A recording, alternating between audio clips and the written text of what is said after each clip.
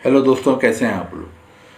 दोस्तों, बहुत ज़्यादा मुझे क्वेश्चन आता है, ईमेल पे लोग कांटेक्ट करते हैं और उनका ज़्यादातर का एक क्वेश्चन होता है कि हम वीज़े के लिए किसी अच्छे मुल्क में अप्लाई करना चाहते हैं और हम एम्बेसी के चक्कर लगाते हैं, एम्बेसी जाते हैं, वहाँ पर हम दरख्वास्त देते हैं, 2-2 3-3 चक्कर हम लगाते हैं, लेकिन उसके बावजूद हमें किसी भी अच्छे मुल्क का वीज़ा नहीं मिलता। दोस्तों, उनकी ये शिकायत बिल्कुल हक बजानिब होती है, लॉजिकल होती है। उसकी वजह ये होती है कि एम्बेसी हर एक शहर में नहीं होता। किसी भी मुल्क में एम्बेसी सिर्फ 1 या 2 शहरों में होता है और ज़्यादातर लोगों को एम्बेसी जाने के लिए, सिफारत खाने जाने के लिए अपनी जॉब से छुट्टी लेनी पड़ती है, अपनी दुकान बंद करनी पड़ती है, यानी कि पूरा एक दिन निकालना पड़ता है। गाड़ी में वो बंदा जाता है, बस में जाता है, वैन में बैठता है, एम्बेसी पहुँचता है और उसके बावजूद भी उसको अगर एम्बेसी नहीं मिलता तो यकीनन डिप्रेशन का शिकार होता है। दोस्तों, आज की वीडियो उन्हीं लोगों के लिए जो कि किसी अच्छे मुल्क का वीज़ा चाहते हैं, आसानी से चाहते हैं, क्योंकि दोस्तों आज की इस वीडियो में 2 ऐसे मुल्क बताऊंगा आपको जो कि दुनिया के बहुत ही डेवलप कंट्री हैं, दुनिया के 5 मजबूत तरीन पासपोर्ट रखने वाले मुल्क हैं, उनमें आते हैं। और दोस्तों, इन दोनों मुल्कों का वीज़ा आपने घर बैठे अप्लाई करना है और घर बैठे ही हासिल करना है। किस तरह अप्लाई करना है, किस तरह वीज़ा आपको मिलेगा, क्या क्या डॉक्यूमेंट्स लगाने पड़ेंगे, कौन सी वेबसाइट के लिंक पे आपने ऑनलाइन अटैच करके चीज़ें भेजनी है, तमाम आज की इस वीडियो में मैं आपको बताऊंगा।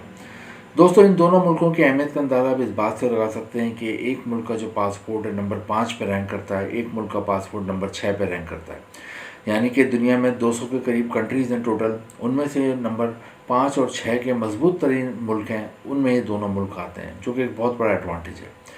दोस्तों, इन दोनों मुल्कों में जाने के लिए, जैसा कि मैंने आपको बताया, कोई एम्बेसी जाने की ज़रूरत नहीं है, कोई सिफारत खाने की लंबी लंबी लाइनों में लगने की ज़रूरत नहीं है, बल्कि आपके पास सिर्फ 2 चीज़ें होनी चाहिए। एक आपका पासपोर्ट बना हुआ हो और बल्कि आपके पास 2 चीज़ें होनी चाहिए, एक आपके पास कंप्यूटर या मोबाइल हो और दूसरा इंटरनेट का कनेक्शन।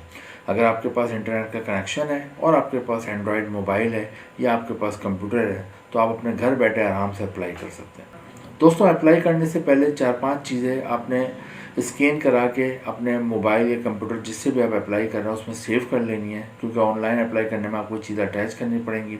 वो चीज़ें मैं आपको बताता हूँ। एक तो आपका पासपोर्ट बना हुआ हो, और पासपोर्ट बना हुआ ही ना हो बल्कि उसकी एक्सपायरी में कम से कम 6 महीने बाकी हों। ये ना हो कि आपने कभी पासपोर्ट बनवाया था और वो रखे रखे एक्सपायर हो गया। तो एक तो आपका पासपोर्ट बना हुआ हो। सेकंड नंबर पे आपके पास हेल्थ सर्टिफिकेट हो, कैरेक्टर सर्टिफिकेट हो, एफआरसी हो और आपका आईडी कार्ड हो। ये तमाम चीज़ें आपके पास होनी चाहिए। इसके अलावा फ़ोटो हो। दोस्तों, तमाम चीज़ें आपके पास होनी चाहिए, तो आपने फिर आप आराम से अप्लाई कर सकते हैं। किस तरह अप्लाई करेंगे वो मैं आगे वीडियो में बताऊंगा।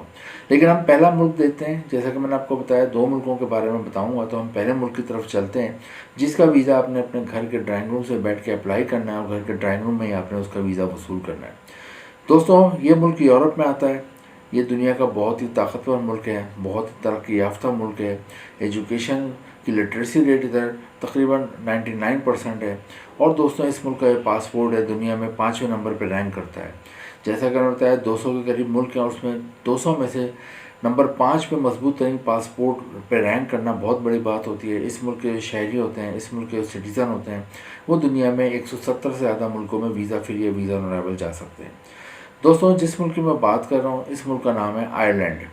आयरलैंड यूरोप में वाक़ है। उसकी आबादी है 55 लाख, 55 लाख आबादी है। आयरलैंड के नेबर्स में यूके, इंग्लैंड वाक़ है। आयरलैंड का वीज़ा अप्लाई करने के लिए आपने जाना है, नीचे मैंने एक लिंक दिया हुआ है डिस्क्रिप्शन में, आपने वहाँ पे जाना है, उसको ओपन करना है। अब उसमें आपको 2 ऑप्शन मिलते हैं, एक विज़िट वीज़े का, एक वर्क वीज़े का। विज़िट वीज़े को सी टाइप वीज़ा कहते हैं, ये 90 दिन के लिए मिलता है, और वर्क वीज़े को डी टाइप वीज़ा कहते हैं, और ये आपको 1 से 3 साल के दरमियान का अरसे का मिलता है। हमने वर्क वीज़े के लिए जाना है क्योंकि आपने वहाँ जाके जॉब करनी है, तो आपने यकीनन वर्क वीज़े के लिए आपने जाना है। दोस्तों, वर्क वीज़ा के लिए आपने अप्लाई करने से पहले जो मैंने आपको बताई 5-6 चीज़ें आपने स्कैन करा के अपने कंप्यूटर मोबाइल में सेव कर लेनी है। और दोस्तों, इधर वर्क वीज़े के लिए अप्लाई करेंगे तो आपके पास एक अहम चीज़ और होनी चाहिए, वो है जॉब ऑफ़र लेटर। दोस्तों, जॉब ऑफ़र लेटर कैसे हासिल करेंगे वो मैं आपको आगे बताऊँगा। उससे पहले मैं आपको बता देता हूँ कि आयरलैंड में 4 किस्म की कौन कौन सी जॉब हैं जो कि बहुत आसानी से मिल जाती हैं। दोस्तों, आयरलैंड में सबसे ज़्यादा है केमिकल और फूड इंडस्ट्री की जॉब। केमिकल की बहुत यहाँ पे फैक्ट्रियाँ हैं, फूड की बहुत फैक्ट्री है, तो केमिकल और फूड इंडस्ट्री में आपको आराम से जॉब मिल जाती है। अगर आपकी कोई एजुकेशन है, आपने बीएससी करा है, एमएससी करा है, कभी आपका साइंस सब्जेक्ट रहा है, केमिस्ट्री ख़ास तौर पे, या केमिकल फूड के हवाले से, तो आपकी कोई भी तालीम रही है तो आपको आराम से जॉब मिल जाती है। और अगर आपकी तालीम नहीं है तो आप as a labour, as a worker भी केमिकल इंडस्ट्री और फूड इंडस्ट्री में जॉब कर सकते हैं। दोस्तों सेकंड नंबर पे आप फार्मास्यूटिकल इंडस्ट्री है, दवाओं की बहुत फैक्ट्री है, उसमें भी आपको जॉब मिल सकती है। अगर आपने फार्मेसी की हुई है, बीएस करा हुआ है, एमएस करा हुआ है, तो आपको अच्छी जॉब मिल जाती है। और वरना अदरवाइज़ अगर आपकी तालीम, इधर भी आप लेबर या वर्कर के तौर पे काम कर सकते हैं। लेबर में आपको पैकिंग डिपार्टमेंट में जॉब मिल जाती है, गार्ड की जॉब मिल जाती है, वहाँ पे क्लीनिंग की जॉब मिल जाती है, एडमिनिस्ट्रेशन की जॉब मिल जाती है, रिसेप्शन पे जॉब मिल जाती है। थर्ड नंबर पे जॉब है यहाँ पे एग्रीकल्चर में। एग्रीकल्चर जिसे हम आम ज़बान में पाकिस्तान और इंडिया में खेती बाड़ी कहते हैं, उसमें आपको आराम से जॉब मिल जाती है। क्रॉप्स कैसे लगाते हैं, कैसे उतारते हैं, हार्वेस्टिंग क्या होती है, फार्मिंग क्या होती है, क्रॉप्स को कैसे रखते हैं, फसलों को कैसे एक जगह से दूसरी जगह ट्रांसपोर्ट करते हैं, तमाम चीज़ें अगर आप कर सकते हैं, आपको आती हैं, तो आपको एग्रीकल्चर में आराम से जॉब मिल जाती है। और लास्ट में हेल्थ सेक्टर में जॉब है। अगर आप डॉक्टर हैं, नर्स में आपको अच्छी जॉब मिल जाती है। इसके अलावा फूड डिलीवरी की भी जॉब मिल जाती है और ग्रॉसरी की डिलीवरी की भी जॉब मिल जाती है। तो पहली कंट्री आयरलैंड है। और जब आपको सवाल होगा कि जॉब ऑफर लेटर कैसे हासिल होगा, इसके लिए आपने ऑनलाइन अप्लाई करना है। मैंने कुछ लिंक नीचे डिस्क्रिप्शन में दिए हुए हैं जॉब्स के, वहाँ जाएँ, उसके लिए अप्लाई करें। वहाँ से एम्प्लॉयर आपका इंटरव्यू करता है, आपको जॉब लेटर आता है, तो आप यहाँ पर जो मैंने आपको लिंक बताया उस पर आप वर्क वीज़े के लिए जॉब ऑफर लेटर और बाकी चीज़ें अटैच करके भेजते हैं, तो आप आयरलैंड को आपको वर्क वीज़ा मिल जाता है।